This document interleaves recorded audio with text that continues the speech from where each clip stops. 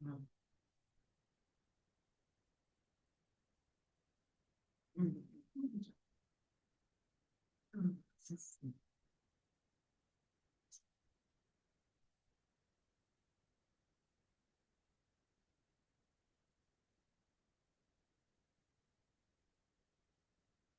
श्री महावीर स्वामी भगवान की जय। नमो ओरियंताणं नमो सिद्धाणं नमो आयर्याणं नमो वज्रायाणं नमो लोय सब्बसावणं ईशु पंचनमुक्कारो सर्वपापप्रणाशनो मङ्गलानं च सव्येसिं परमं हवै मङ्गलम् मङ्गलं भगवान् वीरो मङ्गलं गौतमप्रभु मङ्गलं स्थूलिभद्राद्या जैनधर्मोऽस्तु मङ्गलम् सर्वारिष्टप्रणाशाय सर्वभीष्टार्थदायिने सर्वलब्धिनिधानाय श्रीगौतमस्वामिने नमः। जयतात तू जगमात तारो बाळ હું તુજને સબુ સબ જીવતાએ શિવ રૂપે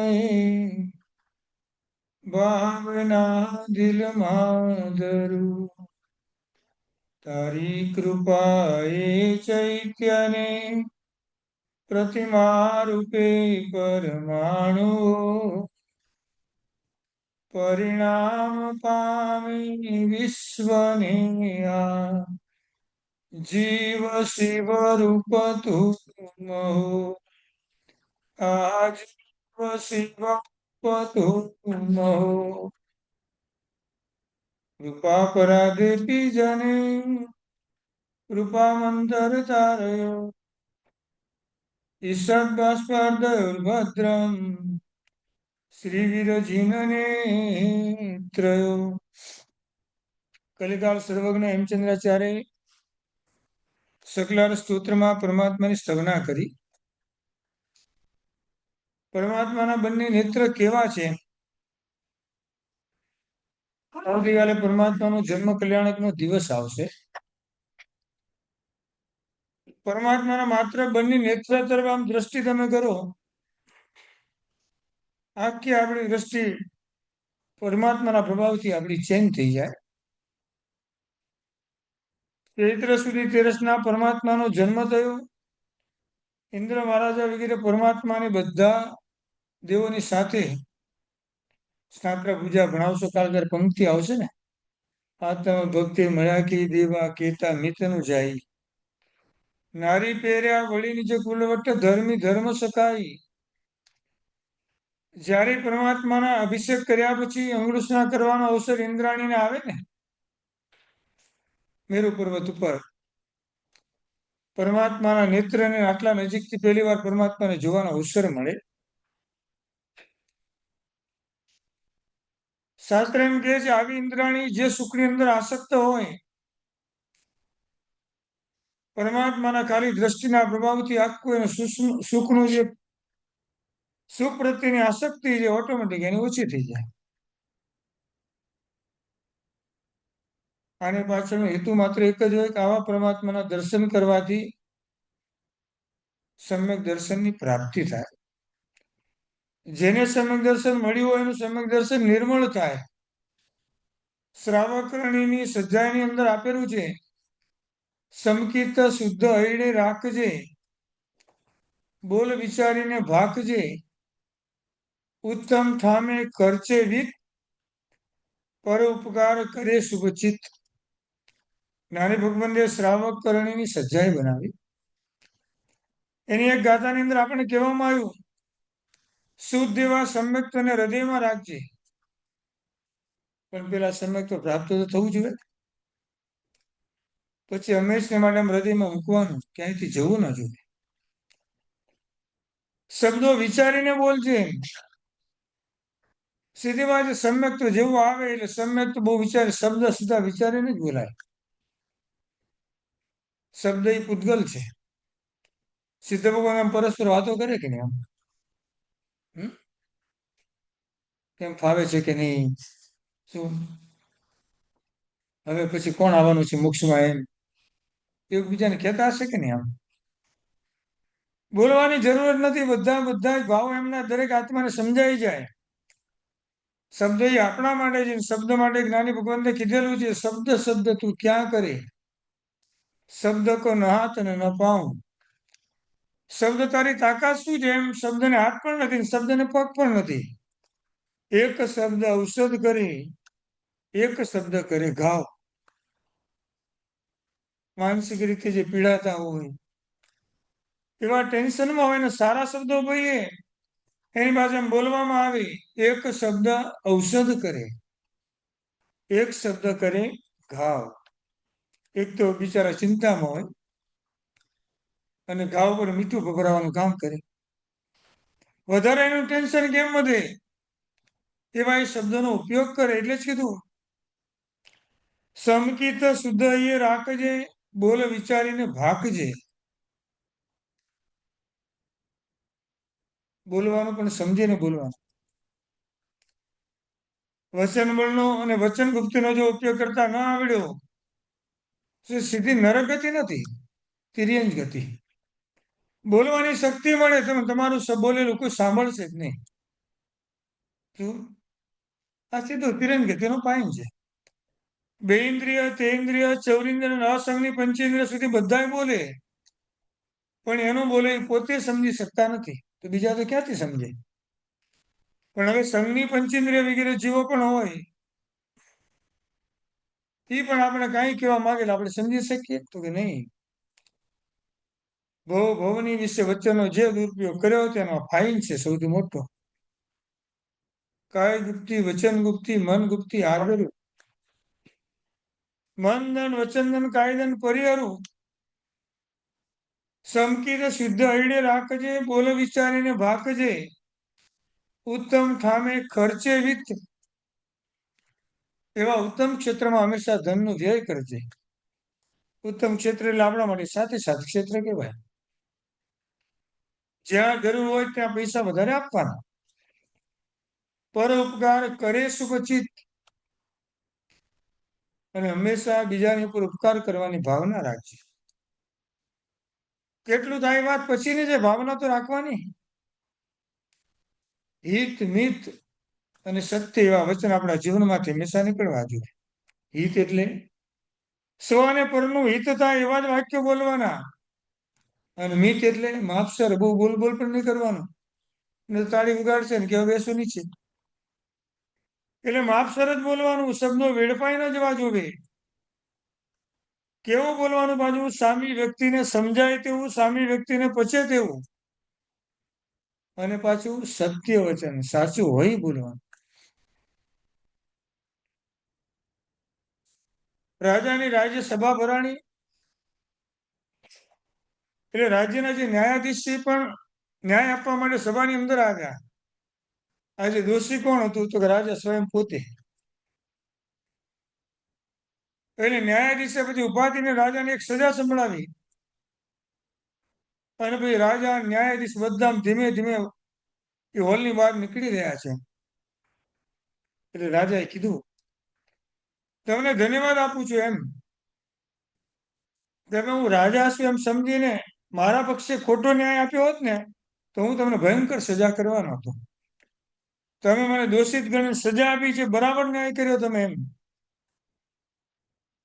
એટલે ન્યાયાધીશ છે ને એને ફોલ્ડિંગ સોટી આમ કાઢી એમ.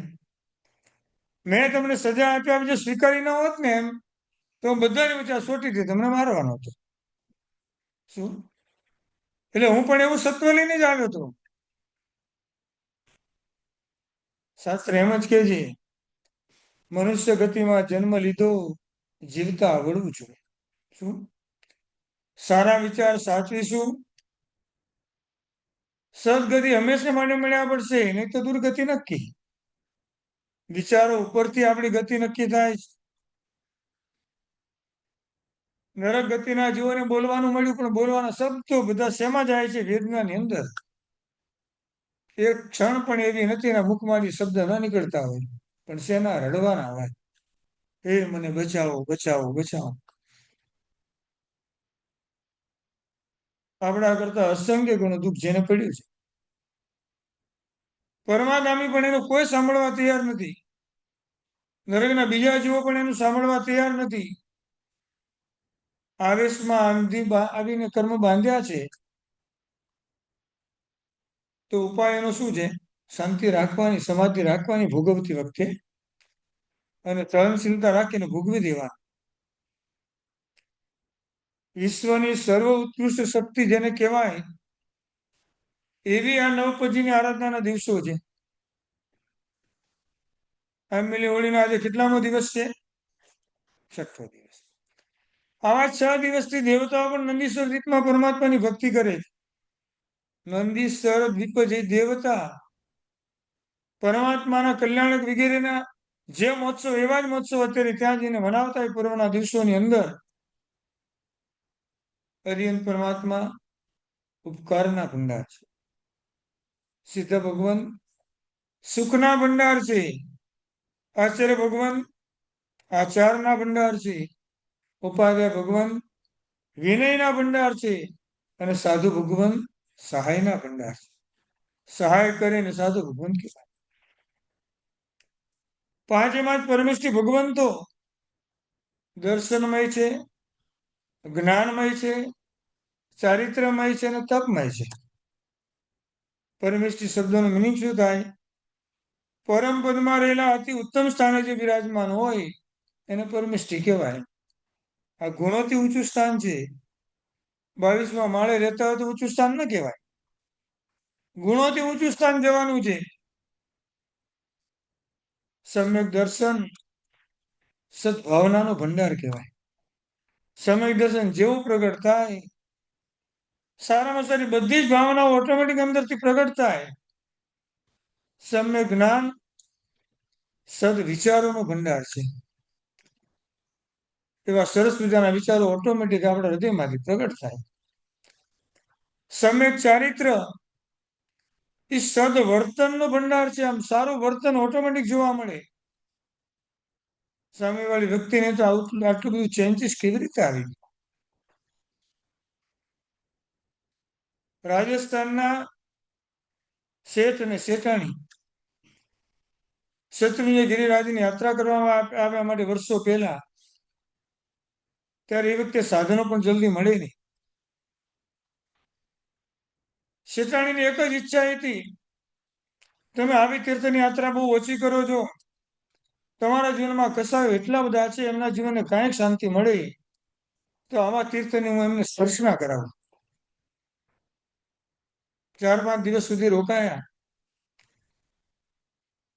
આવતીકાલે જવાનો દિવસ છે એટલે શ્રાવિકાને એમ થયું કે લાવ કોઈ ગુરુ ભગવંત મળે તો એમને વંદન કરવા માટે લઈ જાઓ, અને કાંઈ હિત શિક્ષાની પાસેથી મળે તો મારું ને એમનું બેનું કલ્યાણ થઈ જાય. સારો વિચાર હતો. આચાર્ય ભગવાન એવી જગ્યાએ મળી ગયા. બંને સ્વયં ત્યાં ગયા, ગુરુવંદન કર્યું. સાહેબજીએ પૂછ્યું, ક્યાંથી આવો છો? સાહેબ, રાજસ્થાનથી આવીએ. સાહેબજીને સાતા વગેરે પૂછ્યા પછી સાહેબજીને કીધું કે સાહેબ, હવે આવી તીર્થની યાત્રા કરીને કાલે અમે સ્વસ્થાને ઘરે જઈએ છીએ. એવી કાંઈ હિત શિક્ષા આપો કે મારા જીવનમાં કાંઈક પરિવર્તન આવે. સહજ રીતે આમ જ સાહેબજીએ પૂછ્યું, તમને વધારે આમ શું કયો દોષ સતાવે છે? એમ. સાહેબ, ક્રોધના આવેશમાં બહુ આવી જાવ, વારંવાર ગુસ્સો આવે છે. સાહેબ બીજું કાંઈ ના કીધું, બસ આવતીકાલથી ગુસ્સો નહીં કરવાનો એટલો નિયમ લઈને જાઓ. અને શ્રાવિકાગણ પણ એટલા ખુશ થઈ ગયા, એટલા આનંદમાં આવી ગયા. કોઈ મેસેજ ત્યાં મોકલ્યા પોતાના ગામમાં, પોતાનો બીજો કોઈ પરિવાર હતો નહીં, પોતાના ભાઈના દીકરા વગેરે હતા ને કીધું, જો અમારી આ પાલિકાના તીર્થની યાત્રા ફળી ગઈ. આજે ગુરુ ભગવંતની નિશ્રામાં મારા શ્રાવકે આજે ભગવાનની પાસે લઈને ભગવાનની પાસે જઈને ક્રોધ ન કરવાનો એક સંકલ્પ કર્યો છે. એમ કયા દિવસે પાછા આવવાના બધાને ખબર પડી ગઈ.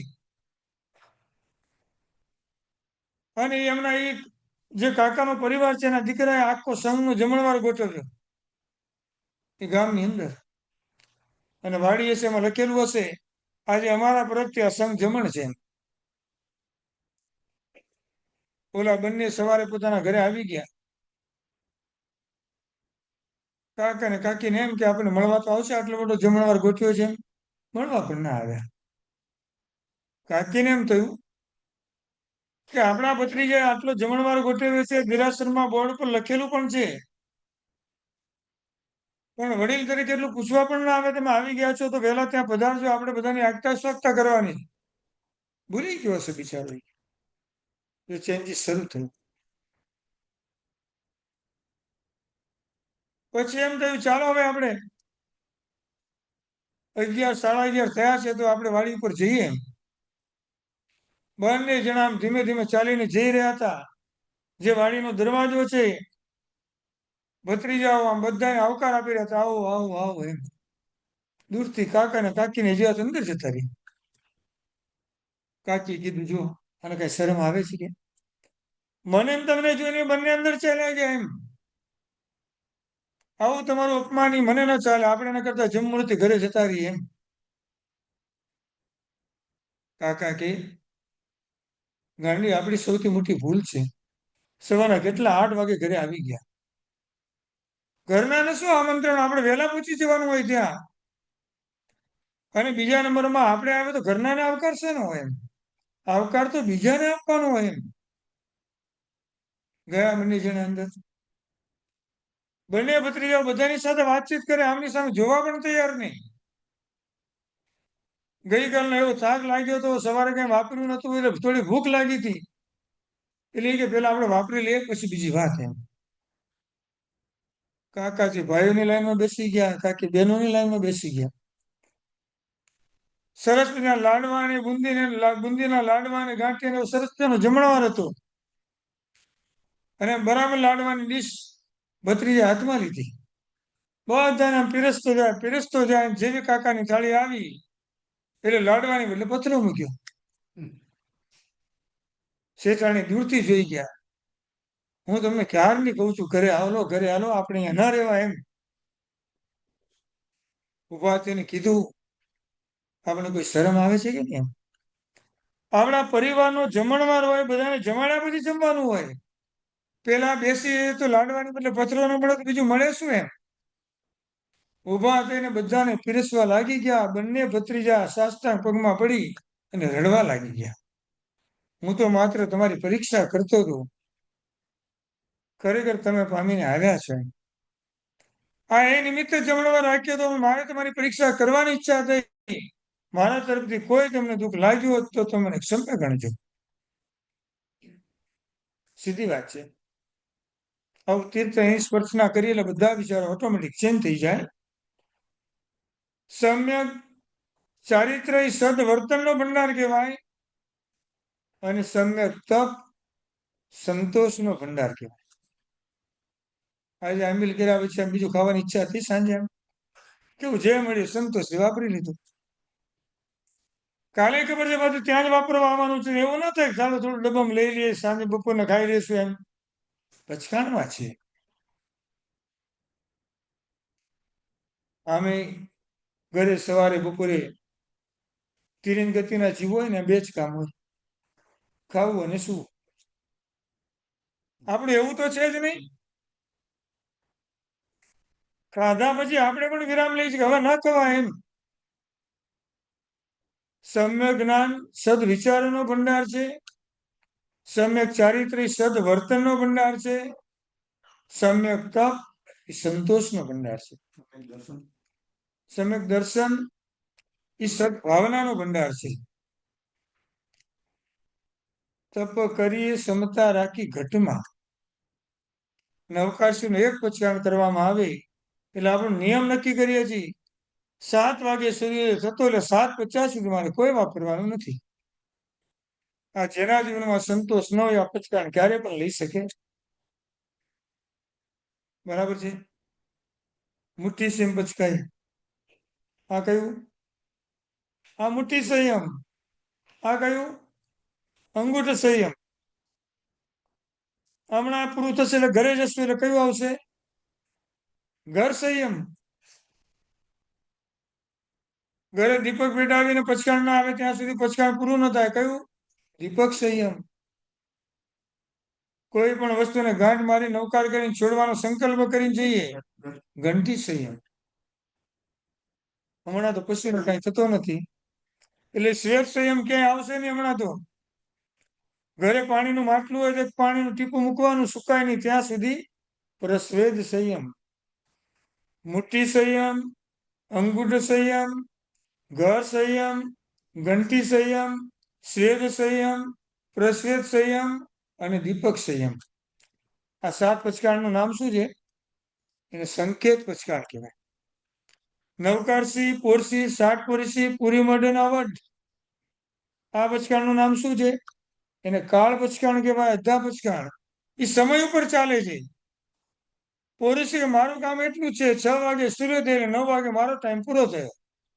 હવે તમારે સુતા સુતા પચકાણ પાડવું કે બેઠા બેઠા એ તમારો વિષય. એ તમારે શું કરવું? મુઠ્ઠી વાળવી છે નથી વાળવી તમારો. મારો ટાઈમ પૂરો થયો. આપણે એમાં બીજું પચકાણ એડ કર્યું. મારું પચકાણ કાળ પ્રમાણે પૂરું થશે એટલે મારો એક સંકેત છે કે મુઠ્ઠી વાળીને 3 નૌકા ન ગણું ત્યાં સુધી મારું પચકાણ છૂટે નહીં. આ બીજું પચકાણ હતું. આ એક પચકાણમાં 2 પચકાણ સાથે આપણે ચાલીએ છીએ. નવ પદની આરાધના જેમ ચક્રવર્તી મહારાજે નામ સવારના પૂજન કરેલી નવ નિધિ આવે. આ નવ પદથી નવ નિધિ કરતા પણ ચડિયાતા છે. નવ પદ જેવા ઉત્કૃષ્ટ પદો આ જગતમાં ક્યાંય જોવા ન મળે. નવપદની આરાધના જગતના 3 કાળના જીવો કરે ભાવથી. આપણે દ્રવ્યથી ને ભાવથી બંને રીતે કરીએ. તિર્યંગ ગતિના જીવો આપણને સહાયક બને. એક પુષ્પ લાવીને આ નવપદજીની આરાધનામાં પરમાત્માને ચડાવેલી પણ ધન્ય બની જાય. પર્વના દિવસોમાં એને પરમાત્માને સ્પર્શ કરવાનો આવે એટલે એનું પણ પુણ્ય વધારે. પાણીના જીવો દ્વારા પરમાત્માનો અભિષેક કરવામાં આવે એટલે પાણીના જીવોને પણ અસંખ્ય અસંખ્ય નિર્જરા થાય અને પુણ્ય કરવાનું બંધ કરીને જાય.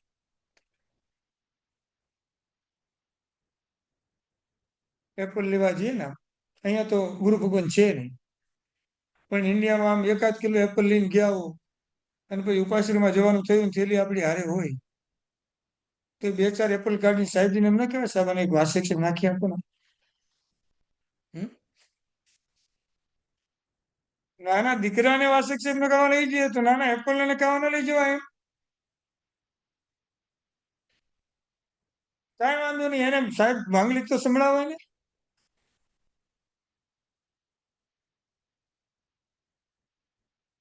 કાંઈ વાંધો નહીં સાહેબ, વાસેક નહીં તો કાંઈ વાંધો, પણ એને એમ ટચ કરીને આશીર્વાદ તો આપો.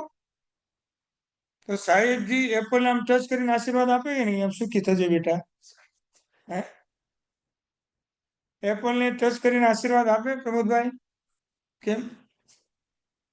હા, શું બોલ્યા? સચિત છે. આપણે સચિત કે અચિત? હા, આપણે સચિત કે અચિત? આપણે સચિત. તો આ સચિત ને અડે એ સચિત ને કેમ ના અડે? એમ વાત બરાબર છે. સચિત છે એ અડતા નથી, પણ આપણે સચિત. એ પણ સચિત, એને કેમ અડતા નથી? સાહેબજી એને પણ અડવું છે, કાંઈ વાંધો નથી, પણ એમ સમજે છે એને 5 ઇન્દ્રિયમાંથી માત્ર એક જ ઇન્દ્રિય મળી. એનું શરીર એટલું કોમળ હોય, જો એને ટચ કરી છે ને ભયંકર વેદના થશે એટલા માટે સ્પર્શ કરતા નથી. આ શરીરમાં રહેલું એક શરીર છે જેનું નામ છે તેજસ શરીર. એપલ આમ જેવું ટચ કરીએ એટલે ભયંકર વેદના થાય ને.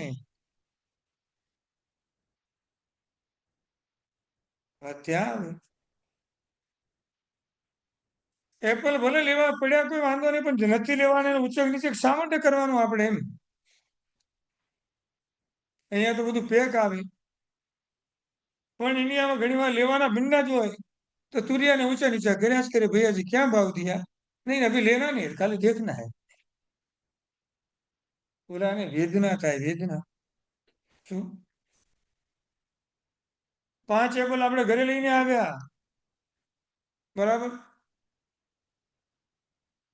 ઘરે લઈને એપલને લાવ્યા પછી એપલને આપણે ડબ્બામાં મૂકીએ કે બોક્સમાં મૂકી રાખીએ સાઈડમાં હે બાસ્કેટમાં બહાર મૂકીએ સારી વાત છે બાકી તો એ ક્યાં જાય લાવ્યા પછી સીધા ફ્રીજની અંદર જાય એમ વાત ત્યાં છે મેઇન એમ બહાર પડેલા એપલ અંદરો અંદર નવકાર મંત્રનું સ્મરણ ચાલે તો એનો લાભ એને પણ મળે પણ આપણે કે એને શું કામ છે સીધા અંદર મૂકો હે ઓહો બરાબર છે કોઈ કોમામાં ચાલ્યા ગયા હોય તો નવકાર મંત્ર સંભળાવી છે કે નહીં આમ અહીંયા એમ જ સમજવાનું આ ઇન્દ્રિય નથી તો આ ઇન્દ્રિયની પાવરફુલ બની જાય આપણે તો નવકાર મંત્ર બોલવાનું એના પૂતગલો એને ટચ થાય એટલે એનું કામ થઈ જાય આ પૂતગલની અસર છે શુભ વર્ગના નામ જો પરમાત્મા બોલે છે અને પરમાત્માની વાણી ના શબ્દો આમ 1 યોજન દૂર રહેલી ઓલી માજીને પણ આમ ટચ થાય છે આમ લાકડા વીણતી 80 વર્ષની વયોવૃદ્ધ સ્ત્રી ચાલવાનું પણ માંડ માંડ છે ઉપર માથા ઉપર લાકડાનો ભારો છે આમ અને બરાબર સમવસ્ત્રની બાજુમાંથી આમ પસાર થાય છે પરમાત્માના વાણીના શબ્દો જેવા કાનમાં પડ્યા ને એટલે બધી જ આમ દુઃખ છે બધું ભૂલાઈ ગયું રોહિણીયા ચોરનું શું છે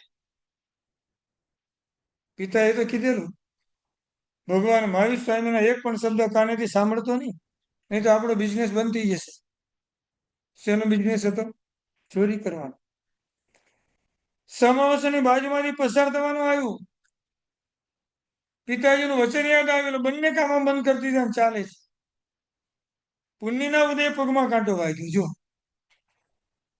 પુણ્યના ઉદય પગમાં કાંટો વાગ્યો અને એક હાથ જેવો બહાર કાઢવો પડ્યો કાંટાને ખેંચવા માટે અને ભગવાનની વખતે આમ દેવતાનું વર્ણન કરે દેવો કેવા હોય અને એ 4-5 શબ્દો આમ કાનમાં પડી ગયા અભય કુમારે જયારે પણ રોહિણી ચોરને પકડવાનો પ્રયત્ન કર્યો એમ ખરેખર પકડી પણ લીધો પણ સાબિતી શું રોહિણી ચોર છું એમ આથી દેવલોકની માયા બનાવી હતી એમ અને એમાં એમ શબ્દ બોલી જાય હું તો આ છું એમ દેવોને હાજર કર્યા દેવીને હાજર કરી બધાની સેવા કરે ખબર પડી ગયા ને આ બધી માયા લીલા છે અભયકુમારની છે કારણ કે આ દેવલોક છે એવું મને લાગતું જ નથી ભગવાનના હું વચન હમણાં સાંભળીને આવ્યો દેવો જમીનથી 4 અંગુર ઉપર ચાલે આ તો બધા ટચ કરીને ચાલે દેવો આંખનું મટકું મારે નહીં આ તો બધા મારી જેમ જ છે બધા તરત આઈડિયા આવી ગયો ભલે દેવ છે એમ ફરીને બધે ફરે છે તમે મારા સેવક છો ને મને ફરવા દો એમ અને ફરતા ફરતા એવી કોઈ જગ્યા છે ને ભાગ્યા ત્યાંથી ક્યાં ભાગ્યા ભગવાન મહાવીર સ્વામીની પાસે શું આવા ભગવાનના વચન 3-4 શબ્દો જો મને આટલામાંથી બહાર કાઢી શકતા હોય તો એનું જીનવાણીનું શ્રવણ એની પાસે રહેવાનું મને કેવું તારી દે એમ અને ભગવાનની પાસે જઈને દીક્ષાને ગ્રહણ કરી લીધી આ જીન શાસનના શબ્દો ઘરમાં એપલ વગેરે નવકાર મંત્ર બોલીએ તો બધો લાભ એને પણ થાય શું કામ નથી અનંત આર્યન પરમાત્મા અત્યાર સુધીમાં થયા અનંત સિદ્ધ ભગવાન થયા અનંત આચાર્ય ભગવાન ઉપાધ્યાય ભગવાન સાધુ ભગવાન થયા પણ અનંતની આરાધના એ ભાવથી આપણે કરી નથી શાસન એમ કે છે જે નવપતિની આરાધના કરી એને આખા જીન શાસનની આરાધનાનો લાભ મળે કારણ કે 99 પદમાં આખું જીન શાસન સમાઈ જાય 9 પદની આરાધનાનું ધ્યાન સવારના જે આપણે આમ લઘુ પ્રત્યે લઘુ સિદ્ધચક્ર પૂજન બનાવીએ સિદ્ધચક્ર પરમાત્માનું નાનું યંત્ર આપણી સામે હોય આમ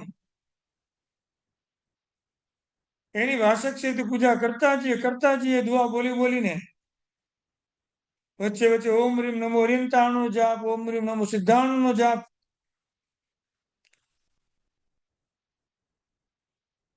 બધી અનુકૂળતા હોય ત્યારે આપણે એમાં વધારે વધારે દુઆ પણ બોલીએ. નવપદીની પૂજા પણ આપણે જે બનાવીને આપીએ છીએ એ પણ આપણે બોલીએ. પણ આવી આરાધના કરતા કરતા પછીના દિવસોમાં આ નવે નવ પદથી આપણે ભાવિક બનવાનું. આમેલી હોળી પૂરી થાય એટલે આપણી આરાધના ક્યારે પૂરી નથી થતી. આ તો આરાધનાનું ટોનિક છે. એકવાર બરાબર લીધા પછી આપણા દિવસો બરાબર ચાલવા જોઈએ. હરિયન પરમાત્માનું ધ્યાન ધરવાનું આવે એટલે પરમાત્માની કરુણાને આપણે ઝીલવાની હોય. તો કરુણાના કરનારા તારી કરુણાનો કોઈ ભાર નથી. અને હરિયન પરમાત્માનું જે ધ્યાન ધરે એને ભય, શોક, ચિંતા, અશાંતિ બધામાંથી ઓટોમેટિક મુક્તિ મળે.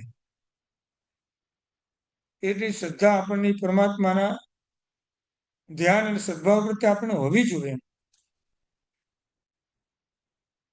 સિદ્ધપદ પરમાત્માના ગુણો બધા ગંગાના જળ જેવા છે. એમ પરમાત્માને જ્યારે પણ આમ અભિષેક કરવાનો આવે અથવા પરમાત્માનો અભિષેક કર્યા પછી નવણ જળ લેવાનો આવે, બસ પરમાત્મા તમારા બધા ઉત્તમ ગુણોથી મારો આત્મા ભરાઈ જવું જોઈએ. આ વિચારધારા આપણી ત્યારે હોય. હરિયન પરમાત્મા અને સિદ્ધ ભગવાનથી દેવ તત્વની આરાધના છે. અનુત્તર વાસુદેવ અને નવગ્રીવના દેવોને જે આપણે કલ્પાતીત કીધેલા છે, એને આચારનું પાલન કરવાની જરૂર નથી. ભવની અંદર એવા ઉત્કૃષ્ટ કોટીના આચારોનું પાલન કર્યું. કર્મ એવી જગ્યાએ જન્મ આપ્યો. હવે તમારે આ કાંઈ વસ્તુ કરવાની જરૂર નથી. બધી સગવડતા તમને આ સુતા સુતા બેઠા બેઠા મળશે. છતાં એમાં એને આનંદ નથી. કયા દેવો એવા છે? જેમ જેમ આયુષ્ય પૂરું થાય ને આયુષ્ય ઘટતું જાય એને આનંદ થાય. દેવલોકનું આયુષ્ય જેમ જેમ ઓછું થાય એમાં એને આનંદ થાય. એવા દેવો કયા? હા હા, સર્વાર્થ સિદ્ધિ વિમાનના દેવ. મારે બિલકુલ અહીંયા રહેવું નથી. મારે તો મનુષ્ય જન્મ જોવે. મનુષ્ય જન્મની પાત્રતા પ્રમાણે મને ચારિત્ર ધર્મની પ્રાપ્તિ થવી જોવે. અને 1 વર્ષમાં એવી સાધના આરાધના કરું, ઘાતી કર્મનો ક્ષય કરીને કેવળ જ્ઞાનની પ્રાપ્તિ કરી લો. ઘાતી કર્મમાં સૌથી જ મહત્વનું કર્મ છે મોહનીય કર્મ છે. એક પ્રહાર આપણી પર પડે ને એટલે આપણે સીધા નીચે બેસી જઈએ. મોહનીય કર્મ કે બસ સોમથી શુક્ર સુધી તમારે કોઈ દેરાસરમાં જવાનું નથી. શનિવારે જવું હતું પછી વાત, હમણાં ઘરે બેસો શાંતિથી. મોહનીય કર્મનો એક પ્રહાર પડે એટલે આપણે શાંતિથી બેસી જવાનું. એના અંડરમાં આવી ગયા તો આપણું કામ પૂરું થઈ ગયું. એની સામે એમ ઝીક ઝીલવાની હોય. રાવણ રાજા યુદ્ધ કરીને સાંજે સૂર્યાસ્તના સમયે પોતાના રાજમહેલમાં આવે, પોતાના કપડાં પહેરી અને શુદ્ધ કપડાં ચેન્જ કરી અને સ્વગૃહનું જિનાલય છે એમાં જેવો પ્રવેશ કરે અને પરમાત્માની પાસે જઈને ધ્રુસકે ને ધ્રુસકે રડે, ભગવાન મારા બધા કસાયોને કારણે અત્યારે ભયંકર યુદ્ધ થઈ રહ્યું છે. મારો કસાય કોઈ હિસાબે શાંત થતો નથી. આવતીકાલનો જેવો સૂર્યોદય થશે એટલે પાછું ભયંકર યુદ્ધ મારા નિમિત્તે થવાનું છે. એમ ભગવાન એવા આશીર્વાદ આપો, હું આ ક્રોધમાંથી મુક્ત ક્યારે થાવ. આ રાવણ રાજા હતા. કરેલા બધા જ પાપનું પ્રાયશ્ચિત કરવા માટે ભગવાનની પાસે ધ્રુસકે ને ધ્રુસકે રડતા હતા. આવા હરિયંદર સિદ્ધ ભગવાનની આરાધના કરતા કરતા કેટલો આનંદ એમને વ્યક્ત કર્યો. આચાર્ય પદની આરાધના, જે ગચ્છ અને ગણના અધિપતિ હોય એના આચારની સુવાસ આપણા જીવનમાં લેવાની હોય. વિચારવાનું કે આ બધું કરવા પાછળ હેતુ માત્ર આપણો એક જ છે કે જે આપણા આત્માના ગુણો છે એને આપણે ધીમે ધીમે કરીને પ્રગટ કરવા છે. શાસ્ત્ર એટલે જ કહે છે આપણને કે આવા સમ્યક દર્શન વગેરેની આરાધના કરતા કરતા હવે સમ્યક દર્શન જ્ઞાન ચારિત્રાણી મોક્ષ માર્ગ. રત્નત્રયની આરાધના માટે આપણા જીવનમાં 3 ગુણો આવશ્યક છે. આ 3 ગુણો આપણે લાવવા પડે. આખી નવપદ્યની આરાધના, એમાં મુખ્ય આરાધના તો સમ્યક દર્શન, સમ્યક જ્ઞાન, સમ્યક ચારિત્ર્યની છે. અને એમાંય સમ્યક દર્શન નામનું પદ આવે એટલે બાકીના પદને લાવવા માટે બહુ પ્રયત્ન આપણે નથી કરવાનો. પણ જ્ઞાની ભગવાન એમ કહે છે, આવા 3 તત્વની આરાધના કરતા કરતા 3 રત્નની પ્રાપ્તિ કરવી હોય, 3 ગુણો આપણે પ્રગટ કરવા પડે. પહેલા નંબરમાં પાત્રતા. ધર્મ કરવાની યોગ્યતા, પાત્રતાને આપણે પ્રગટ કરવી પડે. ભગવાન, હું તમારી પૂજા કરું, તમને વંદન કરવાની મારી પાત્રતા કેટલી છે? આપણને વિચાર તો આવે. તિરેન ગતિના જેવો જિનાલયમાં આવે તો પ્રવેશ નથી મળતો. આપણને આમ નામ પ્રવેશ મળે. મને તો મારા ધર્મએ ગુરુ એવી સમજણ આપી છે, અંગ વસન મન ભૂમિકા પૂજોપકરણ સાર, ન્યાય દ્રવ્ય વિધિ શુદ્ધ પૂજા સપ્ત પ્રકાર. આ 7 પ્રકારની શુદ્ધિ મને મારા ગુરુ ભગવંતે સમજાવી. મારે તમારી સ્પર્શના કરવી હોય એટલે મારે અંગ શુદ્ધિ કરીને આવવાનું. બીજા નંબરની શુદ્ધિ કહેવાય વસ્ત્ર, એટલે શુદ્ધ વસ્ત્ર પહેરીને આવવાનું. જે ભૂમિ પર પરમાત્માને બિરાજમાન કર્યા છે, ભૂમિનું ખનન વિધિ થઈ હતી, ત્યારે પરમાત્માનું જિનાલય બન્યું. એટલે આની ભૂમિ શુદ્ધિ કહેવાય. કે આવા જિનાલય પરિસરમાં આવ્યા પછી કોઈને ક્યારેય ખરાબ વિચારો આવતા નથી, અને ખરાબ કાર્ય કોઈ ક્યારેય કરતું નથી. એટલે જ ઘણી વાર કહેવાય, ભગવાને જેટલી પ્રદક્ષિણા અપાય ને એટલી આપવાની. શા માટે આપવાની? અહીંયા જિનાલયમાં પડેલા બધા સુપુદ્ગલો આપણા આત્માની સાથે બંધાઈ જાય, શરીરની સાથે. ઘણી વાર આમ ઘરેથી પૂજા કરવા માટે આવતા હશું ને, બરાબર ઓછું થઈ ગયું. સવારના બધા પિક્ચરના ગીતો વાગતા હોય ને, એટલે પિક્ચરના ગીતો બોલતા બોલતા દેરાસર આવીએ. પણ જિનાલયથી ઘરે જવાનું આવે એટલે આખું ચેન્જ થઈ જાય. આમ સ્તુતિ બોલતા બોલતા જતા હશું, સ્તવન બોલતા બોલતા ઘરે જતા હશું. આ પરમાત્માના જિનાલયમાં રહેલા પૂતગલોની અસર હતી. બધા સુપુદ્ગલો આપણા ઠલવાય, સુપુદ્ગલોનો બંધ કરીને આપણે જવાનું. અંગ વસન મન ભૂમિકા. અને સૌથી મહત્વની શુદ્ધિ અપેક્ષા છેલ્લે આવે છે, પણ મન પણ શુદ્ધ જોવે. અંગ વસન મન પૂજો પગરણ સાર. સૌથી મહત્વના પૂજાના ઉપકરણ પણ આપણા શુદ્ધ હોવા જોઈએ. ન્યાય દ્રવ્ય વિધિ શુદ્ધ શું? પરમાત્માની પૂજા માટે વપરાતું જે દ્રવ્ય છે, ન્યાય નીતિપૂર્વકનું હોવું જોઈએ. અનીતિના ઘણા બધા પૈસા ભેગા કરી મારે જિનાલય બનાવવું, શાસ્ત્રે મનાઈ કરી. એવું જિનાલય કોઈ જરૂર નથી. અને સૌથી મહત્વની શુદ્ધિ કઈ કહેવાય? વિધિ શુદ્ધિ. કોઈ પણ વ્યવહારના માર્ગે ક્યાંય પણ જવું હોય તો બધાને એની વિધિ આપણે પૂછીએ છીએ, ક્યાં અને કેવી રીતે જવાય. પણ ધર્મ કરવાનો હોય ત્યારે વિધિ કરવાની ઈચ્છા થતી કેમ નથી આપણે? પણ આપણું પુણ્ય છે, આપણા બધી જ સમજણ પરમાત્માની પરંપરામાં આપણે ગુરુ ભગવંતે આપી છે. અને એ પાત્રતાને આપણે કેળવવાનું. ભલે જેટલી સમજણ આપણા જીવનમાં આવે, બધાની સમજણ સરખી ન હોય, સ્વાભાવિક છે. બીજા નંબરમાં જગતના તમામ જીવો પ્રત્યે પ્રેમ. આ રત્નત્રય આરાધનાનું બીજા નંબરનું શું કહેવાય? આવશ્યક કહેવાય. 3 ગુણમાં બીજો ગુણ આપણે કેળવવો પડે. અને ત્રીજા નંબરમાં પુરુષાર્થ. પુરુષાર્થ વગર પ્રારબ્ધ પણ પાંગળું છે. આપણે એમ કે નસીબ માટે જમવાનું મળશે, કાંઈ વાંધો નહીં. આમ પરાઠી વાળીને બેસી જઈએ, હું તો જમીશ જ નહીં. એટલે ઘરવાળા કે થાળી આવીને મૂકી, નહીં હું કાંઈ કાંઈ જ નહીં કરું. તો ઓલા રોટલીનો ટુકડો આમ કર્યો, હું મોઢું જ નહીં ખોલું, ખાઈશ જ નહીં, બસ. કાંઈ કરવા આપણે તૈયાર નથી. એટલે મિક્સર લીધું ને બધું ક્રશ કરી નાખ્યું. અને 2 જણે બોલાવીને મોઢું ખોલાવીને અંદર જવા દીધું બધું. અને અંદર ઉતારી દીધું હલાવીને આપણને એમ. હવે અંદર ગયા પછી પચાવવાનો પુરુષાર્થ તો કરવો પડશે ને, ક્યાં જશું આપણે? પુરુષાર્થ વગર ક્યાંય પણ આપણું ચાલે એમ નથી. ભલે પુરુષાર્થ ઓછો પણ હોય, ક્યારેક વધુ. પુરુષાર્થ શબ્દનો મિનિંગ શું થાય? પુરુષો જેના અર્થી હોય એને પુરુષાર્થ કહેવાય. આપણું લક્ષ્ય માત્ર એક જ છે, મારે પુરુષાર્થ કરી મારા ગુણોને કેળવવા છે. નિશ્ચયની તો આપણે એમ જ કહેજે, સમ્યક દર્શન એ નવપદનું પ્રવેશ દ્વાર છે. ઓલી ક્રમ પ્રમાણે 5મા અને 6જા નંબર ઉપર આવશે, પણ નિશ્ચયની એમ કહે છે કે નવપદ એ સમ્યક દર્શન એ નવપદનું પ્રવેશ દ્વાર છે. એના વગર તમારો ઉદ્ધાર નથી. એમ વ્યવહારને છે એનું પ્રાધાન્ય આપણે આપવું પડે.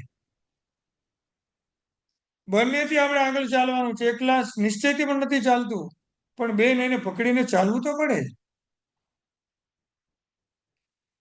અહીંયા તો ઘરમાં કોઈ કામ કરવા વાળા છે ને, પણ ઇન્ડિયા જાઓ અને ઘરે આમ કોઈ કામવાળી બાય આવે તો તમે શું કે આમ શેઠાણી જ કે નહીં? આમ દુકાન ઉપર જે સર્વ નોકર કરતા કામ કરતા એ શું કે શેઠ કે? નિશ્ચયને શેઠ કોને કે છે? નિશ્ચયને શેઠ અને શેઠાણી કોને કે છે? શેઠ જ્યારે શેઠની ગાદી પર બેઠા હોય ત્યારે એ શેઠ કહેવાય. શેઠ ઘરે આવે એટલે શેઠ મટી ગયા. આપણે ત્યાં સર્વિસ કરતો જે માણસ હોય એ શેઠને માર્કેટમાં મળે તો પણ એમ કે અમારા શેઠ છે. એમ એ વ્યવહાર નહીંથી શેઠ છે. નિશ્ચયને એમ કે છે રાજા રાજ્ય કરતો હોય, રાજ્ય ભોગવતો હોય ત્યારે જ એ રાજા. રાજા શબ્દના પણ ઘણા બધા અર્થ આવે. રાજ્ય ચિહ્નોથી શોભીને રાજા કહેવાય. નૃપતિ એ રાજાનું બીજું નામ છે. જે પ્રજાનું રક્ષણ કરે એ પણ રાજા કહેવાય. પણ જો પ્રજાનું રક્ષણ જ રાજા ન કરે, ખાલી માત્ર રાજગોદી ઉપર બેસીને જલસા કરે, તો નિશ્ચયને એને નૃપતિ શબ્દથી એનું સંબોધન નથી કરતા. તમારે આમ ઇન્ડિયા જવાનો અઠવાડિયા પછી વિચાર હોય અને 2 દિવસથી ટાઈમ મળ્યો ને, બેગ પેક કરતા હોય બેઠા બેઠા, એટલે કોઈ ઘરે આવીને પૂછે એટલે ક્યાં જાવ? તો કે ઇન્ડિયા જાવ છે. જવાનું 3-4 દિવસ પછી જ બાકી છે. અત્યારે આપણે શું બોલ્યું? ઇન્ડિયા જાવ છે. આ સાચું બોલ્યા ખોટું બોલ્યા? હા, નિશ્ચયની અપેક્ષા એ ખોટું બોલ્યા છે. પણ એક નય આવે છે, જયનું નામ છે, નયનું નામ સંકલ્પ નય. સંકલ્પ નય એટલે મારો સંકલ્પ 3-4 દિવસ પછી ઇન્ડિયા જવાનો છે. એ સંકલ્પને પૂરો કરવા માટે મારી અત્યારે તૈયારી ચાલે છે. ઘરે બેસીને હજી તો ફ્રૂટ સુધારતા હોય ત્યાં કોઈનો ફોન આવે, આજે શું બનાવ્યું? તો ફ્રૂટ લાવે. ફ્રૂટ તો અહીંયા છે. તો ફ્રૂટ સલાડ બનાવ્યું એમ કેમ કીધું આપણે? એમ ખાલી માત્ર દૂધ જ ગરમ કરીને મૂક્યું છે, આજે એને નાખવાનું બધું બાકી છે. એમ એટલે ઘણું બધું ઓટોમેટિક આપણું વ્યવહાર અહીંથી ચાલે છે. આ સ્યાદભાઈની દ્રષ્ટિએ આપણે બતાવનાર કોણ હતું? પરમાત્મા જ હતા ને, સ્વયં પોતે. એટલા માટે આપણને કીધું કે આ સમ્યક્તની ભૂમિકા શું આપણી? એમ સમ્યક તો આપણા જીવનની અંદર આવે, પરમાત્માની ભક્તિ ઓટોમેટિક વધે. બીજા નંબરમાં સુપાત્ર દાન વધે. ઇન્ડિયા જશા હતા ત્યારે ગુરુ ભગવાનની પાસે જઈને કાંઈક સાહેબજીને કહેતો, સાહેબ કાંઈક કપ હોય તો જો. એવા ક્ષેત્રમાં છીએ એટલે આપની ભક્તિ દ્રવ્યથી અમારાથી થતી નથી. આ પણ એક પાત્રતા કહેવાય. જે પણ આચારનું પાલન આપણે કરવાનું કીધું, આચારનું પાલન આપણે કરીએ, જીન વાણીનું શ્રવણ કરવાની ઈચ્છા થાય અને તત્વનો અભ્યાસ કરવાની ઈચ્છા થાય. જો આ બધું આપણા જીવનની અંદર આવે તો સમજવાનું આ એક સમ્યક્તની ભૂમિકા છે.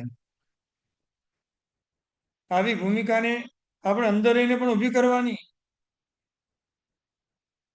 સમય સમયે આપણને કર્મનો બંધ પડે. કર્મ બંધના એ તો આપણે બધાને ખ્યાલ છે. મિથ્યાત્વ, અવિરતિ, કસા યોગ અને 5મા નંબરમાં લેવું હોય તો પ્રમાદ. જ્ઞાની ભગવાન એ જ કહે છે, કર્મબંધના હેતુથી બચવાનો ઉપાય શું આપણો? એમ તો મિથ્યાત્વની સામે સમ્યક્ત લાવીને મૂકવાનું. આપણી બધી જ ખોટી માન્યતાઓ ધીમે ધીમે ધીમે દૂર થાય અને ભગવાનના શાસનથી આપણી દ્રઢ માન્યતા છે મજબૂત થાય. આપણા આચારને સુધારે, આપણા વર્તનને પણ સુધારે, આપણા વ્યવહારને પણ સુધારે. એટલે હમણાં આપણે કીધું કે સમ્યક દર્શની નવપદનું પ્રવેશ દ્વાર કહેવાય. ભગવાનની સામે જ્યારે પણ આમ ચૈત્યવંદન કરવાનું આવે, 4 નિક્ષેપથી રોજ ભગવાનની સામે ભગવાનની સ્તવના આપણે કરવાનું. પેલા પણ આપણે કીધેલું છે. આ ધ્યેય સાથે આપણું ચૈત્યવંદન શરૂ થાય. નામ નિક્ષેપથી કયું સૂત્ર છે? લોગસ સૂત્ર. લોગસ સૂત્રની 7 ગાથા છે અને એની સામે 7 ભય છે. લોગસ સૂત્રની 7 ગાથા જો ભાવથી બોલવામાં આવે, આપણા 7 ભય નાશ પામે. એટલો આ લોગસ સૂત્રનો પ્રભાવ છે. લોગસ સૂત્રના પદ 28, એની વિશેષ પાત્રતા કેળવવાની, 28ની આરાધના કરવી પડે આપણે. છતાંય લોગસ સૂત્ર આપણને પરમાત્માનું તત્વનું એટલી બધી મહત્તા આપણને આપે છે. એવમય બીતવા વ્યુએ રહેલા પૈને જરવણા સવી સંભી ઝીણવરા તિથ્થે રામે પશ્યંતુ. હમણાં તો માર્ચ મહિનો ચાલે છે, એમાં મે મહિનો આવ્યો. તિથ્થે રામે પશ્યંતુ મે આવ્યો ને. કયો મહિનો આવ્યો? મે શબ્દનો મિનિંગ શું થાય? હા, એવા હે ભગવાન મારી પર પ્રસન્ન થાઓ. ભગવાન ત્યાં કોઈ દિવસ પ્રસન્ન? સાક્ષાત હાજર થયા તો શા માટે બોલવાનું આ એમ? એનો મિનિંગ જ એમ છે, ભગવાન તમારી મહેરબાની મારી પર હંમેશા માટે રહેવી જોઈએ. પ્રસન્નતા એટલે તમારી પ્રસાદી મને મળવી જોઈએ. સંદેશુ નિમ્મલૈરા આઈચેસુ એમ પયાસેરા સાગરવર ગંભીરા. આ મહત્વના 3 ગુણ પરમાત્માના બોલતા બોલતા એવા ગુણો મારા જીવનની અંદર કેવી રીતે આવે એનો વિચાર કરવાનો હોય. 18 અભિષેક જયારે કરવાના આવે એટલે 15 અભિષેક પૂર્ણ થાય એટલે ચંદ્રનું વિધાન ભગવાનની સામે કરવામાં આવે અને સૂર્યનું વિધાન આવે. ઇન્દ્ર મહારાજા પરમાત્માનો જન્મ થયા પછી ષષ્ઠી જાગરણ નિમિત્તે 4થા દિવસે આ ચંદ્ર અને સૂર્યના દેવ પરમાત્માની પાસે આવે, પરમાત્મા અને પરમાત્માની માતાના દર્શન કરે. પરમાત્માને જોયા પછી એમ થાય કે આપણા જેવા ચર અને અચર બંને પ્રકારના ચંદ્રના દેવતાઓ ભેગા થાય અનંતા, તો એ ભગવાન જેટલી આ સામાન્ય નિર્મળતાને પણ આપણે પામી શકીએ નહીં. આવું નિર્મળ શરીર પરમાત્મા લઈને આવ્યા છે. ચંદ્રના દેવ પણ આવું જ વિચારે કે ભગવાનના જમણા અંગૂઠાના સ્વરૂપને પણ આપણે કરી શકતા નથી. જોઈને પોતાના ભ્રમનો ભાંગીને ભૂકો થઈ જાય, આપણે તો કાંઈ નથી. 5 પ્રકારના જ્યોતિષ દેવો છે: સૂર્ય, ચંદ્ર, ગ્રહ, નક્ષત્ર અને તારા. સૌથી વધારે પુણ્ય કોનું કહેવાય? 5માં ભવિષ્યમાં આપણે બનવું હોય તો આપણને ખ્યાલ આવે છે. 5માં સૌથી વધારે પુણ્ય કોનું? ચંદ્રના દેવનું, પછી સૂર્ય, પછી નક્ષત્ર, ગ્રહ, છેલ્લા નંબરમાં તારાબેનનો નંબર લાગે, તારાના દેવનો. શું? તારાના વિમાનો સૌથી નાના. બધા જ વિમાનો શાશ્વતા છે. ઉપરથી ગમે એટલા પૂતગલો પડ્યા, વિમાનને કાંઈ પણ થાય નહીં. ચંદ્રના દેવ અને સૂર્યના દેવના વિમાને કેટલા દેવો વહન કરે? 16,000 દેવો એને વહન કરતા હોય. 8,000 દેવો એને વહન કરતા હોય. સૂર્યનું વિમાન પડતું હોય, એની નીચે બધા દેવતાઓ એલિફન્ટ, હોર્સ બધાના રૂપ લઈને ગોઠવાઈ જાય. એને ઉચકવાની જરૂર નથી, પણ એ ભક્તિ માટે ગોઠવાઈ જાય. એના ઇન્દ્રનું પુણ્ય એવું છે કે બીજા બધા દેવોને એની ભક્તિ કરવાની ઈચ્છા થાય. વિમાન જેમ ફરે, નીચે એની સાથે રહી રહીને ફરે. એની તો શાશ્વત ગતિ છે. કેવી રીતે ફરે સૂર્ય અને ચંદ્રના વિમાનો? મેરુ પર્વતને પ્રદક્ષિણ આપે છે, પણ કેવી રીતે આપે? આ મેરુ પર્વત હોય, આ ચંદ્રનું વિમાન આટલું નજીક આવે પછી વધારે નજીક ક્યારે પણ આવે નહીં. આટલું નજીક આવ્યા પછી આમ ફરતા ફરતા ફરતા દૂર જતું જશે. આમ જ્યારે ત્યાંની એક લિમિટ પૂરી થાય એટલે ફરી પાછું આમ અંદર કરતા કરતા કરતા કરતા કરતા અંદર આવે. અને ત્યાં સુધી આવે. આના ઉપરથી સુદ અને વદ પક્ષ નક્કી થાય.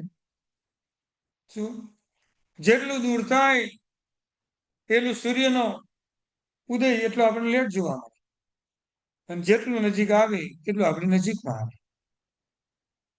પણ એવા મેરુ પર્વત આ જગતમાં કેટલા? 15 આખા જ, થોડા ઓછા કરી 5. પાંચે પાંચ મહાવિદ્ય ક્ષેત્રમાં 5 મેરુ પર્વત. પણ આપણને મળેલા મેરુ પર્વતની સૌથી વધારે મહત્તા છે. શા માટે? આપણને જે મેરુ પર્વત અત્યારે મળ્યો છે ને જમ્બુદ્વીપની બરાબર વચ્ચે, એની બધા કરતા થોડી વધારે મહત્તા છે. શું છે? એ તો બધે થાય. બીજા મહાવિદ્ય ક્ષેત્રમાં કોઈ જન્મ્યા હોય ત્યાંના મેરુ પર્વત ઉપર ભગવાનને લઈને જવામાં આવે. એને અહીંયા મેરુ પર્વત ઉપર નથી આવવાનું. એ ભરત, એ ઐરાવત, એ મહાવિદ્ય ક્ષેત્રમાં જે મેરુ પર્વત છે એને ત્યાં જવાનું. હે? હા, મધ્યમાં તો છે. એ બરાબર એકદમ મધ્યમાં છે. એટલે જેટલા સૂર્યચંદ્ર અઢી ફરે છે ને બધા એને પ્રદક્ષિણા આપે છે, પોતાના મેરુ પર્વતને નહીં. બીજા મહાવિદ્ય ક્ષેત્રમાં બીજો મેરુ પર્વત હોય તો એને આમ ના ફરે. એ આખા આ જ મેરુ પર્વતને ફરે. અને ત્યાં તો પાછા તો આપણે એમ તો આટલું લાંબુ ફરવા જાય તો પછી અજવાળું ક્યારે થશે પાછું? જેમ જેમ આગળ જાવ એટલે સૂર્ય ને ચંદ્ર વધતા જાય. શું? હજી આ એક ગયા પાછળ બીજો જાય ને એની પાછળ ત્રીજો જાય. જે અહીંયા પરિસ્થિતિ એવી જ પરિસ્થિતિ પાછી હંમેશા માટે ત્યારે આટલું મોટું ક્ષેત્ર આખું આટલું ફરવા માંડે સૂર્ય જ્યારે જાય એની પાછળ બીજા સૂર્યની પણ લાઈન લાગેલી હોય. આવું આ પરિભ્રમણનું ક્ષેત્ર કહેવાય. એ મેરુ પર્વતને બધા પ્રદક્ષિણા આપે એની પરથી જે સમુપુતલા નામની પૃથ્વી છે ત્યાંથી બધું જ માન ને માપ નીકળવામાં આવે અને સૂર્યચંદ્રના પરિભ્રમણ ઉપરથી સૂર્યોદય અને સૂર્યાસ્ત આપણું નક્કી થાય અને એના ઉપરથી જ આખું આપણું જીવન ચાલે. એટલા માટે આવી આરાધના કરતા કરતા ખોટી માન્યતાની સામે સમ્યક્ત્વની આરાધના લાવવાની. મિથ્યા પરિભ્રમણનું કારણ હતું બીજા નંબરનું અવિરતિ હતું, એની સામે શું લાવવાનું? વિરતિ લાવવાનું. વિરતિ એટલે બ્રેક વાળું જીવન. ક્યાંક તો બ્રેક લગાવીએ છીએ આપણે. રાત્રે એક વાર જમી લીધું પછી બ્રેક મારી ગયા, બીજી વાર તો નથી જ જમવું.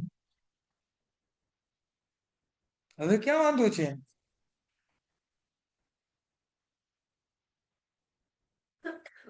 બપોરના 12 વાગે જમ્યા પછી આપણે બ્રેક મારશું નહીં, હવે સીધું 4-5 વાગે, કાંઈ વાંધો નહીં. કાંઈક અંશે નિયમમાં આવવું એને વૃત્તિ કહેવાય, અને બ્રેક વિનાનું જીવન એને આવૃત્તિ કહેવાય. મિથ્યાત્વ અવિરસી ત્રીજા નંબરમાં આવે કસાય. એની સામે કસાય વધારે મજબૂત ન બને એ પ્રમાણે અપ્રમદ ભાવે સાધના કરવાની. અપ્રમદ ભાવે સાધના કરી એનામાં વિવેક, વિનય, જૈણા આ બધા છે કે એના જીવનનો સદુપયોગ કરે. મિથ્યાત્વ, અવિરતિ, કસાય જે અશુભ યોગ છે એની સામે આપણે શુભ યોગને લાવીને મૂકવાના. ચૈત્ય વંદન, સ્તવન વગેરે જે પણ કરવાનું આવે સામાયિક પ્રતિક્રમણ છે આવશ્યક છે આપણા પોતાના. સામાયિક 24 તો વાંદના પડીકમનું કૌશક પચારણ કર્યું છે. એટલે 4 નિક્ષેપથી પરમાત્માને યાદ કરવા માટે સૌથી પહેલા લોગો સૂત્રને મૂકવામાં આવ્યું. અને સ્થાપના નિક્ષેપે કયું સૂત્ર આપ્યું આપણને? હરિહંત છે. એક જીનાને મારેલી બધી ભગવાનની પ્રતિમાના નિમિત્તે હું કૌશક કરીશ. સાક્ષાત ભગવાન નથી તો અરિહંત છે કર્મી કૌશકમ ભગવાનની પ્રતિમાને લક્ષ્યમાં રાખીને હું કૌશક કરીશ. નામ સ્થાપના. હવે 2 નિક્ષેપ બાકી એ દ્રવ્ય અને ભાવ. એ કયા સૂત્રમાં આવે? એક જ સૂત્રમાં આવે છે. દ્રવ્ય અને ભાવ નિક્ષેપથી વંદન કરતું સૂત્ર કયું છે? નમોતુણમ. શરૂઆતથી છે છેલ્લી ગાથા સુધી ના આવે ત્યાં સુધી બધું જ ભાવ પરમાત્માનું વર્ણન છે અને છેલ્લે દ્રવ્ય પરમાત્માનું આખું વર્ણન. ક્રમસર બધા સૂત્ર આપણે એટલા માટે મૂકવામાં આવ્યા બોલતા જાઓ એટલે ક્રમ પ્રમાણે તમારી બધી આરાધના વધારે ને વધારે મજબૂત થતી જાય. આ સમ્યક દર્શન જેવું આપણા જીવનમાં આવે એટલે પુકરવદી સૂત્રની લાઈન છે વધારે આપણે મજબૂત થાય. જાય જરા મરણ શોક પણાસણસ, જે આ શ્રુતજ્ઞાનનું આલંબન મારા જન્મને, મારા વૃદ્ધાવસ્થાને અને મારા મૃત્યુને નાશ કરવાની સમર્થ છે. અત્યારે વૃદ્ધાવસ્થા આવે તો શ્રુતજ્ઞાનનું આલંબન હોય તેનો ડર ન લાગે આપણને. અવસ્થા આવવાની એટલે આવવાની, એમાં શું થઈ ગયું? ભગવાન જન્મ્યા પછી યુવા અવસ્થાની અંદર આવે એવા હંમેશને માટે રે. દેવતાઓનો જન્મ થયા પછી દેવતાઓ વયોવૃદ્ધ ક્યારે થાય? એમ થતા જ નથી. 48 મિનિટમાં એનું શરીર જે પ્રમાણે બની ગયું એવા હંમેશને માટે લાગે. વિકર વગરના પૂતગલો એવી રીતે ગોઠવાઈ ગયા હોય. નરકના જીવોને એટલું બીભત્સ રૂપ છે, એમ શરીરમાંથી બધું જ નીકળતું હોય. આમ એના શરીરને પોતે પણ જોઈ શકતા નથી. શરીરને પોતાના હાથથી આમ ટચ કરવા જાય તો પણ વેદના આવે. વૈકર વર્ગણાના બધા અશુપુદ્ગલો એવી રીતે ગોઠવાઈ ગયા છે, વેદના સિવાય કોઈ વાત નથી. જાય જરા મરણ શોક પણ આસન છે. આ શ્રુતજ્ઞાનનું આલંબન આવે વારંવાર આપણા જીવનમાં શોક વગેરે થતા હોય તો ઓટોમેટિક હટી જાય, અટકી જાય. કલ્યાણ પુકલ વિશાળ સ્વાવસ, પુષ્કળ પ્રમાણમાં કલ્યાણ કરવાની ભાવના એની અંદર પડેલી છે અને વિશાળ એવું મોક્ષ સુખ અપાવવાને સમર્થ છે. કો દેવ દાનવ નરિંદ ગણચિયસ. હવે સૌથી મહત્વનું આવ્યું. દેવ દાનવ, દેવો અને દાનવો એમ નહીં, નરિંદ ગણચિયસ. દેવ અને દાનવના અધિપતિ એટલે ઇન્દ્ર મહારાજા સ્વયં આ સૂતજ્ઞાનની ભક્તિ કરે. નરિંદ ગણ એટલે નરેન્દ્ર એટલે ચક્રવર્તી મહારાજા. ચક્રવર્તી હંમેશા પેલા મધ્યખંડની અંદર થાય. અસ્મિન જમ્મુ દીપે ભરત ક્ષેત્રે મધ્યખંડે. આપણે બોલીએ છીએ બધા પૂજન બનાવીએ ત્યારે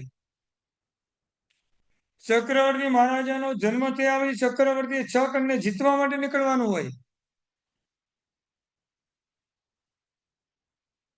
પહેલા જ મધ્યખંડની એની શરૂઆત થાય. બીજા ખંડને જીતીને ત્રીજા ખંડને જીતવા માટે શું કરવાનું હોય? હા, ખંડ પ્રપાતા તમિશ્રા ગુફામાંથી એને પ્રવેશ થવાનો, નીકળવાનું આવે. પણ ચક્રવર્તી મહારાજા યુદ્ધની શરૂઆત કરે, કોઈની યુદ્ધ કરવાની ઈચ્છા નથી પણ કરવું પડે છે. એની પેલા અષ્ટમ તપની આરાધના કરી. અને તપના પ્રભાવે મારે જે પ્રમાણે કાર્ય કરવાનું છે, મારું કાર્ય ઝડપથી પૂરું થઈ જવું જોઈએ. મારે કોઈ જીવને મારવા ક્યાંય પણ નથી. અને ચક્રવર્તી મહારાજ આમ દિગ્વિજય કરતા કરતા કરતા, ચક્રવર્તીના કેટલા રત્ન છે? 14 રત્ન છે. એમાં સૌથી મહત્વનું રત્ન કયું કહેવાય? આમ તો બધા છે. હા, એનું સ્ત્રી રત્ન. બનવું છે ચક્રવર્તીની પટરાણી. ચક્રવર્તીની સ્ત્રી ડાયરેક્ટ બનવાનું મળે તો સ્વીકારો કે નહીં? હા, ચક્રવર્તીને 60,000 સ્ત્રીઓ હોય, 64,000 વિચાર. અહીંયા તો ઘરે એક કોઈ ઓલા એમ કે બીજે લઈને આવું તો શું થાય? ડિમાન્ડ પૂરી થવા દે. ચક્રવર્તી મહારાજા 64,000 સ્ત્રીઓને સાચવતા કેવી રીતે હશે? એનું પુણ્ય છે ત્યારે એને આપવામાં આવે. ચક્રવર્તી મહારાજાને 64,000 સ્ત્રીઓ સાથે લગ્ન કેવી રીતે થાય? એટલી જાનલી નીકળતા છે. ચક્રવર્તી મહારાજાના 6 ખંડને જીતવાના હોય ને, એટલે 6 ખંડ ઉપર કેટલા રાજ્ય આવે? 32,000 રાજ્યને જીતવાના આવે. 32,000 રાજાઓને. 32,000. જેવા એ રાજ્યમાં જાય એટલે રાજાને ખબર પડે ચક્રવર્તી મહારાજા આવી રહ્યા છે, સંદેશો આવી ગયો હોય એટલે ભેટણું લઈને આવે.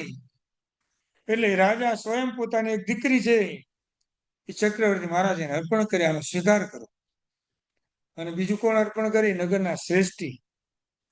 એક નગરમાંથી 2 દીકરીને મળે, 32,000 રાજાને જીતે ત્યારે 64,000 સ્ત્રીઓની પ્રાપ્તિ થાય. સાચવવાની જવાબદારી લઈને જાય છે.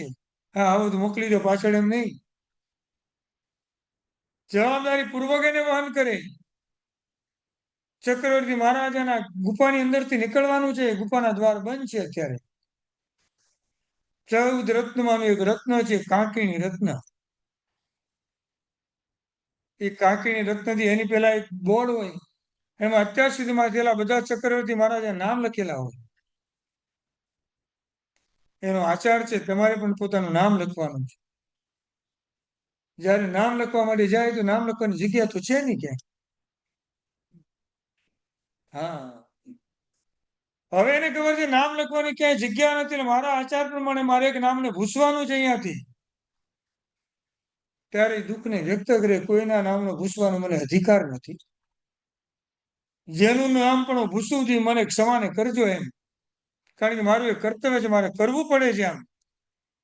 અને એક નામ ભૂસીને પોતાનું નામ લખે, પણ નામ લખવા પાછળનો કોઈ આશય એનો પોતાનો નથી. હા. અને હવે એ ચક્રવર્તી મહારાજા એ તમિશ્રા ગુફાની બાજુમાં આવીને ઉભા રહે. આખું સૈન્ય પાછળ ઉભેલું છે. પરમ દિવસે આપણે આમ પ્રતિનું કરશું ત્યારે ચક્રવર્તીનું વર્ણન આવશે. ગુરુજણ હવે અતિર્ણાવર નરીશ્વરો પઢમ તહમા ચક્રવર્તી ભોય મહપ ભાવો. જો 72 પુરવર સહસ્ર નગર, 72,000 નગરના જે સ્વામી કહેવાય. 96 કરોડ નામના સ્વામી કહેવાય. 96 ગામી કોણી સ્વામી. આસી જો ભારમી ભયમમ વેઢવો. શાંતિનાથ પરમાત્મા ચક્રવર્તી હતા, એટલે સામાન્ય ચક્રવર્તીનું વર્ણન એ ગાથાની અંદર કર્યું. સંપત્તિ મળ્યા પછી બિલકુલ પણ અભિમાન નહીં. ચક્રવર્તી મહારાજાની પાસે એવો દંડ હોય, હાથમાં લે આમ, અને મંત્રોચ્ચાર પરમાત્માને યાદ કરીને જેવો આમ દંડ એ દ્વારને આમ ટચ કરી લે, બંને દ્વાર આમ ધીમે ધીમે ખુલ્યા. એટલા મોટા તોતિંગ દ્વાર હોય. જેવા દ્વાર ખુલ્યા એટલે ભયંકર અંધારું છે, ત્યાં કોઈ પ્રકાશ નથી. હવે ચક્રવર્તી મહારાજા ફરી પાછા કાંકીણી રત્નને હાથમાં લેશે, અને ખાલી આમ બંને બાજુ રહેલી જે વોલ એટલે દિવાલ છે, એમાં શરૂઆતમાં આમ દિવાલ પર ખાલી આમ એક પ્રકાશ કરશે.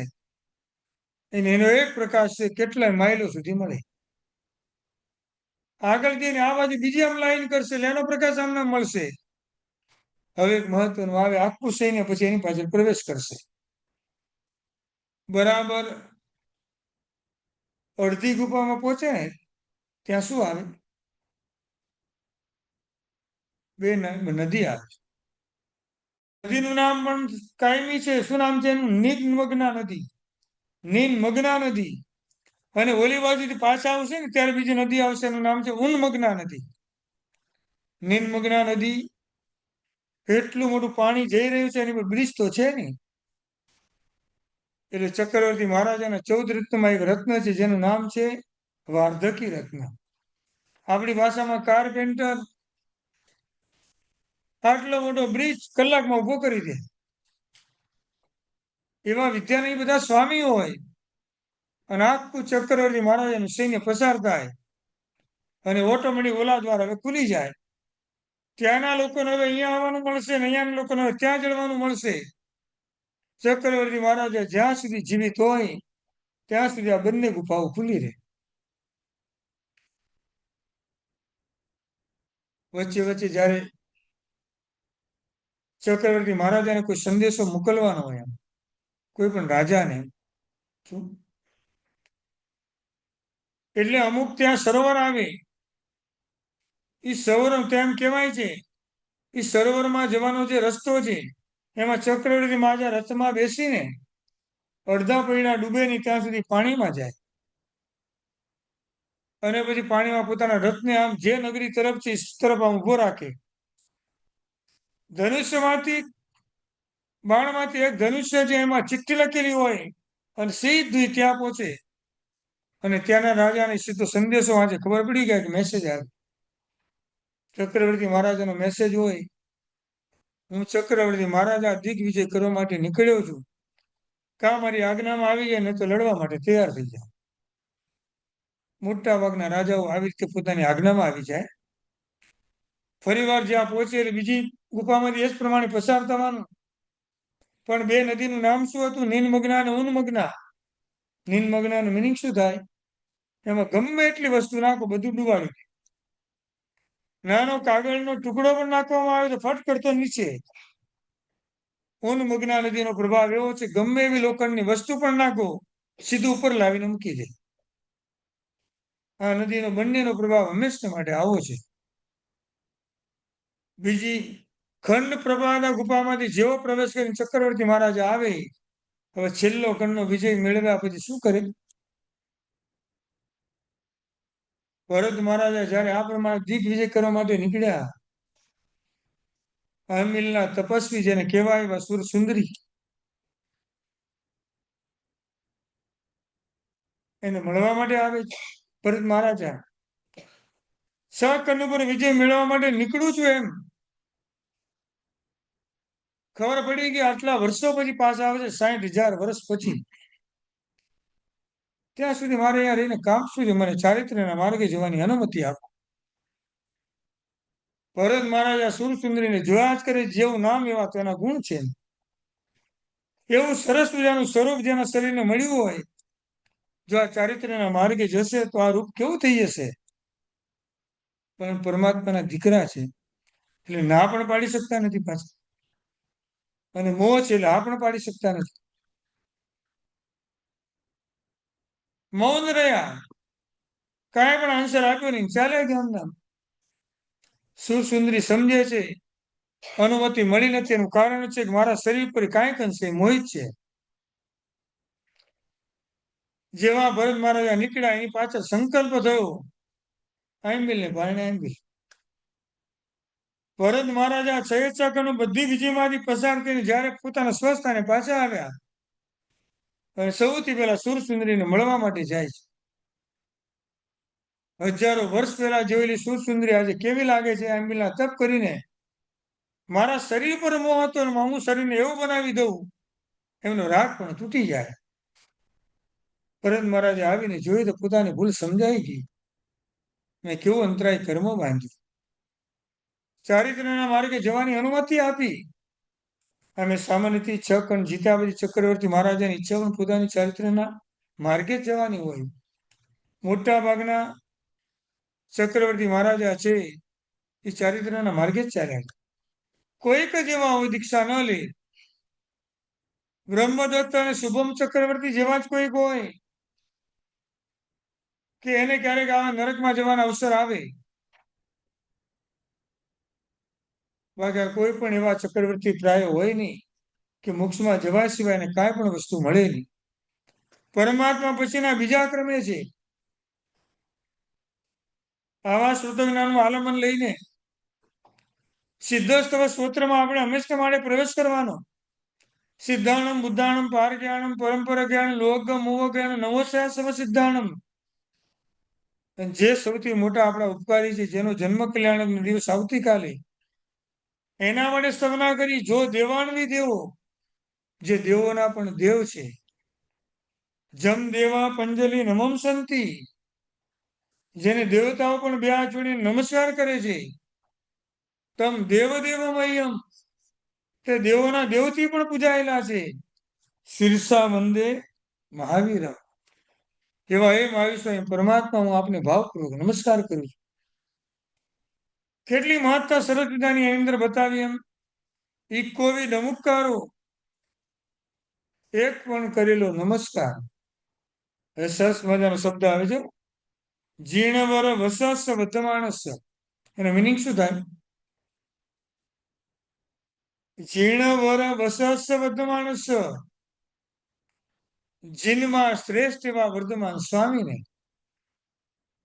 24 ભગવાનમાં કયા ભગવાન શ્રેષ્ઠ હતા?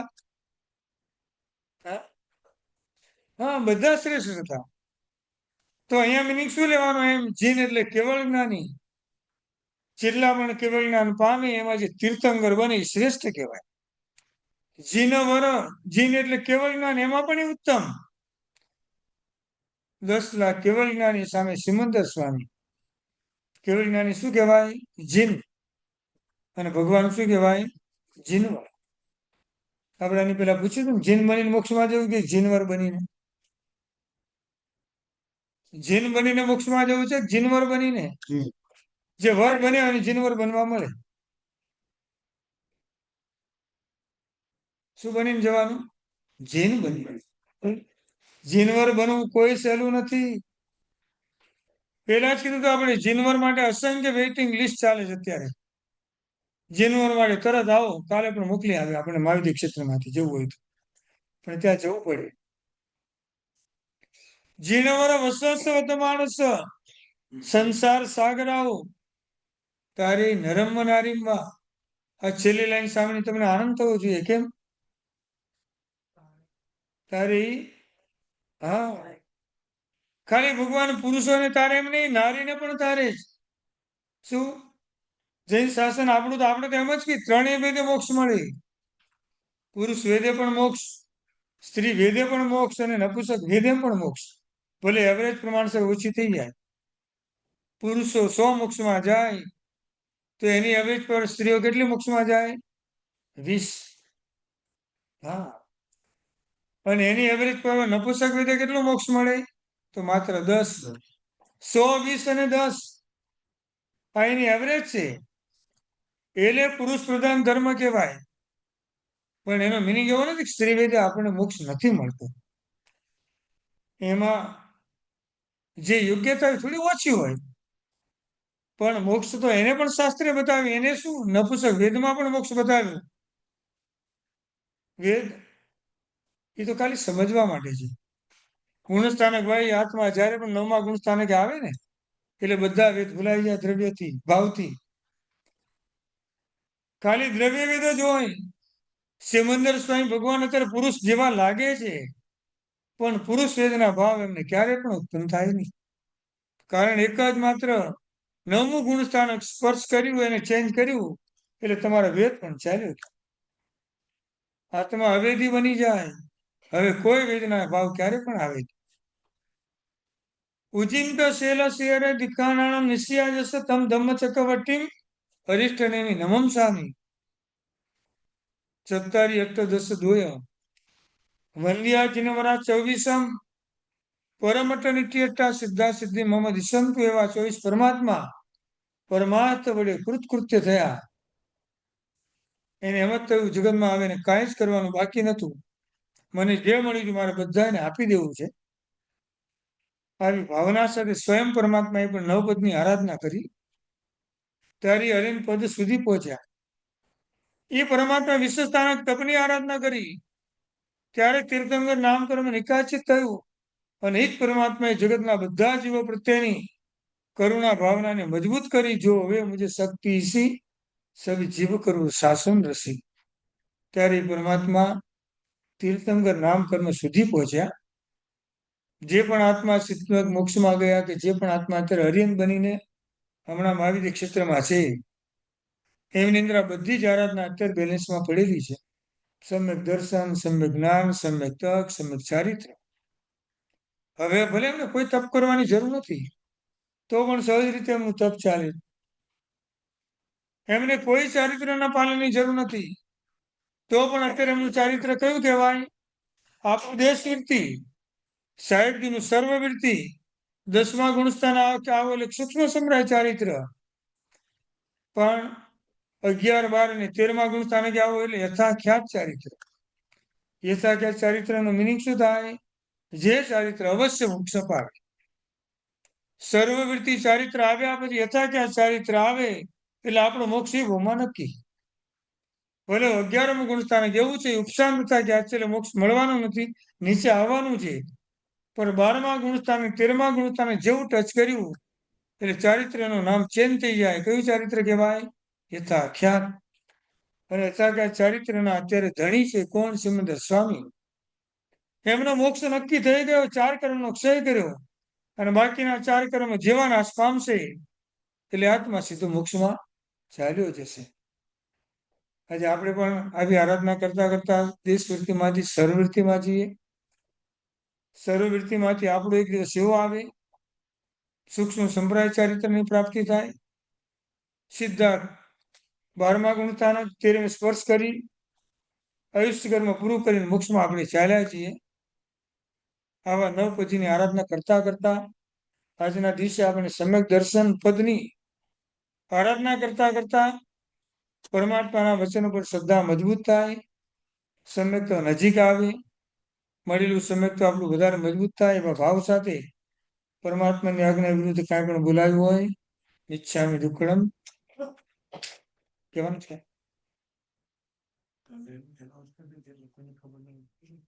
કાલે સવારે 9:30 લઘુશુદ્ધ ચક્ર પૂજા રાબેતા મુજબ રહેશે અને શાસ્ત્ર પૂજા હશે સવારે. એટલે શાસ્ત્ર પૂજા ચાલુ રહેશે ઉપર અને પછી આપણે ફરી પાછું પ્રવચન અને આપણે જન્મનું ઉજવણી કરીશું ભગવાનની. પાણું ભગવાન પધરાવ્યું છે અને પાણું બોલાવીશું. પ્રમાણને સાથે જોડે જશે. ચાલો પ્રવચનનો સંકલન થઈ જશે. હા બસ ઓવરલેપ થોડું થશે શાસ્ત્ર ને અહીંયા થોડું પડશે ઇક્વલ પછી વાત કરું. હા પ્રતિક્રમણ ટાઈમ 7:00 છે. સાંજનું પ્રવચન માંગલે છે 14 બુધવાર.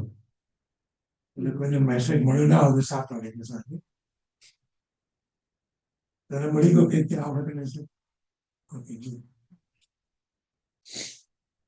સર્વમંગલ મંગલમ સર્વકલ્યાણ કારણમ પ્રધાનમ સર્વધર્માણામ જૈનમ જયતિ શાસનમ. બોલ શ્રી મહાવીર સ્વામી ભગવાન કી જય.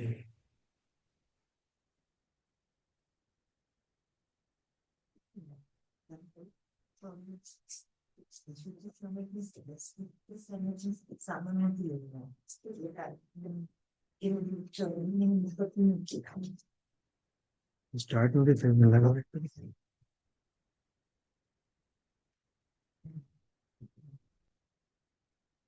અહીંયા હોય છે ને અહીંયા હોય છે. આગળ અહીંયા છે ક્યાં હોય.